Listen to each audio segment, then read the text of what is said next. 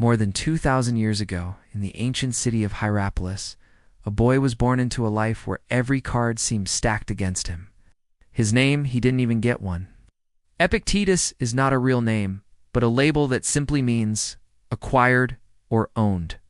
From birth, he was a slave. His body was not his own. And the fruits of every effort, every task, every sweat-soaked day were never his to keep. He endured pain that few could imagine. His owner tortured him, twisting his leg so violently that it left him crippled for life. His freedom, his dignity, and even his physical wholeness were stripped away. Later in life, when he had finally carved out a place for himself, he was unjustly exiled from Rome. Yet, through it all, the pain, injustice, and deprivation, Epictetus did something extraordinary. He refused to see his existence as merely a chain of tragedies. Instead, he saw life as a series of chances to exercise his will, to choose how to respond. A podium and a prison is each a place, he taught. One high and the other low, but in either place, your freedom of choice can be maintained if you wish. Every moment, he argued, offers us two handles, one by which we can carry it well, and another by which we cannot. Epictetus chose to hold his life by the handle that led to virtue, dignity, and resilience. He turned his focus inward, on what he could truly control.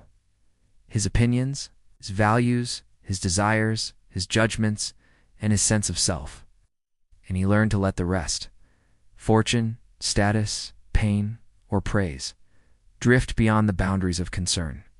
Surrounded by the glittering luxury and corruption of Nero's court, Epictetus began to see something revealing. Although he wore the chains of a slave, in spirit he was freer than many of Rome's most powerful men. They were prisoners of ambition, enslaved by their thirst for praise, and terrified of public shame. Their peace could be shattered by minor insults, their attention scattered by petty distractions. By contrast, Epictetus, though materially poor and physically broken, discovered an inner citadel of freedom that could not be taken from him. Under the guidance of Musonius Rufus, a great Stoic philosopher, Epictetus nurtured his mind, sharpened his character, and eventually earned his freedom. But he didn't stop there. He chose to teach, passing on Stoic wisdom to some of the brightest minds of Rome, including indirectly even the future Emperor Hadrian. His words and ideas would later inspire Marcus Aurelius himself, showing that a man who began life with no power could still move the minds of the most powerful.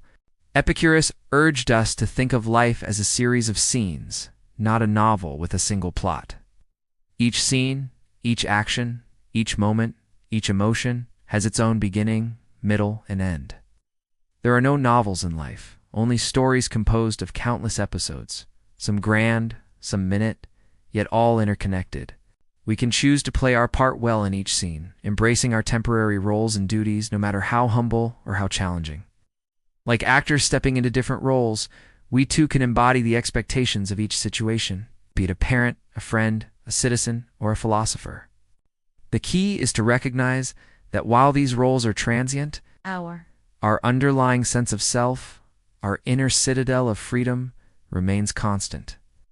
What can we learn from the life of Epicurus? First, he exemplified the power of focusing on what we can control. Despite the slings and arrows of outrageous fortune, he kept his inner compass fixed. Second, his life shows us the transformative power of philosophy. Epictetus didn't just study philosophy, he lived it, turning adversity into wisdom and using his experiences to help others. Finally, the story of Epicurus reminds us that true freedom is not merely the absence of chains, but the presence of virtue. He found his chains were not forged of iron, but of desire and fear. So he unlocked his spirit with the keys of self-discipline and inner peace. In the tapestry of life, our threads may start in different looms, some privileged, some not. But as Epictetus teaches us, it's not where we start, but how we play our parts that truly matters. Life is not a spectator sport. It's a participation trophy. Each of us has a role to play, a contribution to make. And as the great Stoics tell us, it's in playing our parts with excellence, no matter how humble, that we find the path to virtue, to happiness, and ultimately to freedom. I hope you liked this video. I hope. You subscribe. It is totally for free. See you soon.